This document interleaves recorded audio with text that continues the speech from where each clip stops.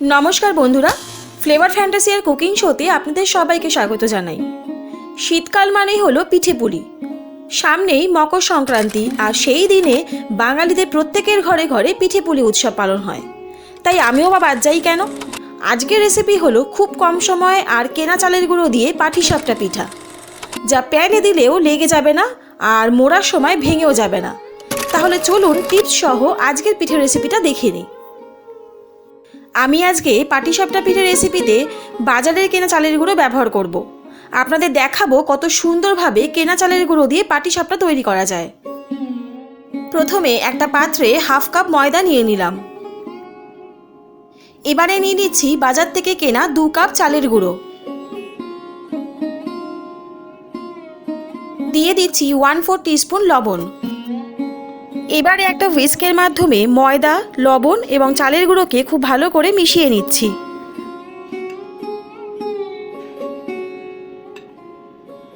সবকিছু উপকরণ খুব ভালো করে মেশানো হয়ে গেলে আমি এখানে প্রায় 2 কাপের মতন দুধ ইউজ করেছি।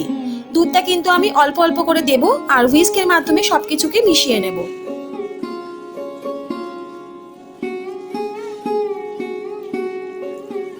ময়দা, চালের গুঁড়ো এবং নুনকে দুধের সাথে খুব ভালো করে মিশিয়ে একটা স্মুথ ব্যাটার তৈরি করতে হবে। কনসিস্টেন্সি কিন্তু খুব পাতলাও হবে না, আবার খুব ঘনও হবে না, মোটামুটি একটু পাতলা মতনই কিন্তু ব্যাটারটা তৈরি করতে হবে। দেখুন আমাদের পাটিসাপটার ব্যাটার কিন্তু একদম রেডি। কনসিস্টেন্সি কিন্তু ঠিক এরকমই রাখবেন।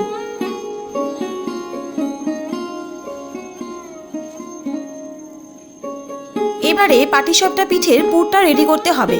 তার জন্য প্রথমে একটা কড়াইতে আমি নারকেল কোড়া দিয়ে দিলাম প্রায় 1.5 কাপের মতন। নারকেল কোড়াটা প্রায় 1 মিনিটের মতন হালকা একটু নাড়াচাড়া করে নিচ্ছি। এবারে দিয়ে দিচ্ছি 1/4 কাপ নলেন গুড়। আপনাদের কাছে যদি নলেন গুড় না থাকে তাহলে পাটালি গুড় গরম জলে ভিজিয়ে লিকুইড করেও ব্যবহার করতে পারেন।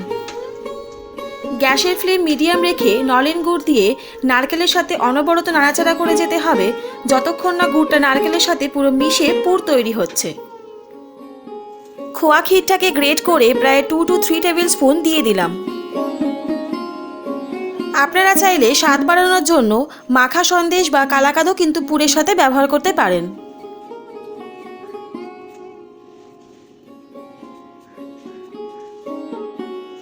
খোয়া ক্ষীরটা গ্রেট করা হয়ে গেলে এবারে নারকেল আর গুড়ের সাথে খুব ভালো করে মিশিয়ে দিচ্ছি। এবারে দিয়ে দিচ্ছি 3-4টে ছোট এলাচ। এভাবে প্রায় 5 থেকে 10 মিনিট ধরে নারকেল আর গুড়ের মিশ্রণটাকে খুব ভালো করে নাড়াচাড়া করে যেতে হবে।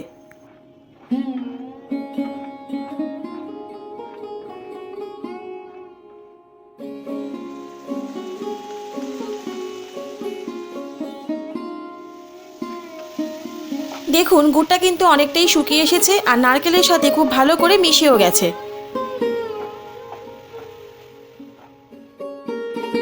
আমাদের পাটিসাপটার নারকেলের পুর একদম রেডি। এবারে হচ্ছে পাটিসাপটাগুলো বানানোর পালা। তার জন্য একটা তাওয়াতে প্রথমে আমি ঘি ব্রাশ করে নিচ্ছি। ঘিটা তাওয়ার পুরোটাই ব্রাশ করে নেবেন, তাতে ব্যাটারটা যখন দেবেন তাতে লেগে যাওয়ার কোনো সম্ভাবনাই থাকবে না। এবারে একটা হাতার সাহায্যে ব্যাটারের কিছুটা পোর্শন নিয়ে ঠিক তাওয়ার মাঝখানে দিয়ে দিলাম। এবারে হাতার পেছন দিকটা দিয়ে আলতো করে আমি ব্যাটারটাকে ঠিক গোল করে আমি এরকম করে ঘুরিয়ে নিচ্ছি, যাতে ব্যাটারের পোর্শনটা ঠিক সমানভাবে চারদিকটা ছড়িয়ে যায়। ব্যাটারের পোর্শনটা সমানভাবে স্প্রেড করার পর এবারে আমি নারকেলের পুরটা দিয়ে দিচ্ছি। এবারে একটা খুন্তির সাহায্যে এটাকে আমি মুড়ে নিচ্ছি। দেখুন প্যানে কিন্তু এক ফোঁটাও আটকায়নি আর মোড়ার সময় কিন্তু ভেঙেও যায়নি। দেখুন কত সুন্দরভাবে আমাদের পাটিসাপটা পিঠে রেডি হয়েছে। আপনাদের সুবিধার্থে আমি আরেকটা করে দেখাচ্ছি। তাহলে দেখে নিলেন তো বাড়িতে চালের গুঁড়ো বানানোর ঝামেলা ছাড়াই বাজার থেকে কেনা চালের গুঁড়ো দিয়ে কত সুন্দরভাবে আমাদের পাটিসাপটা পিঠে রেডি হয়ে গেল। তাহলে এবারের মকর সংক্রান্তিতে কিন্তু এই রেসিপিটা অবশ্যই একবার ট্রাই করবেন, আর অবশ্যই টিপস সহ এবং পরিমাণ সহই ট্রাই করবেন। এই টিপস ফলো করলে বা এই রেসিপিটা ট্রাই করলে আমি হলফ করে বলতে পারি যারা প্রথম পিঠে বানাচ্ছেন তারাও কিন্তু খুব সুন্দরভাবে পাটিসাপটা পিঠে বানাতে পারবেন।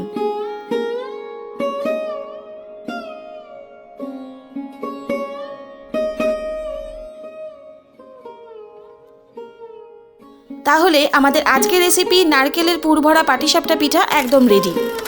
আজকের রেসিপিটা আপনাদের কেমন লাগলো অবশ্যই কিন্তু কমেন্ট বক্সে জানাবেন।